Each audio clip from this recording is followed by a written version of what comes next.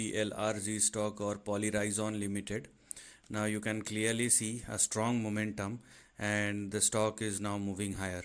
First of all, we have very limited amount of data. Secondly, we cannot rely on these kind of moves.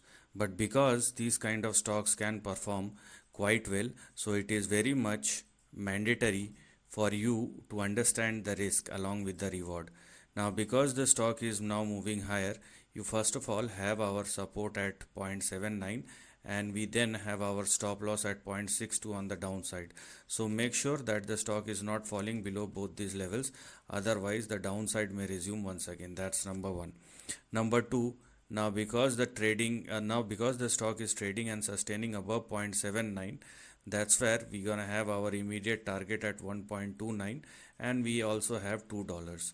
In case the stock surpass and sustain even beyond $2, then the stock can even stretch up to 2.82 and 4.85 moving forward. So this is how you're gonna look at this particular stock. Yes, there is a momentum which is clearly visible because the stock is now moving higher with a big gap up, but no, you cannot expect any sustainability.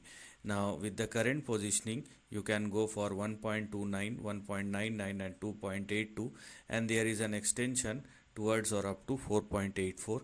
Please understand the move, and we can clearly see that the stock in the recent past has moved higher, but it has not giving you any kind of stability if you have seen this overall move or overall structure.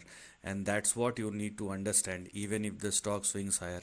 And if you are thinking beyond 4.85 or more, then that requires further breakout.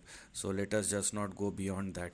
Most importantly, don't go below 0.6, otherwise downside may resume once again.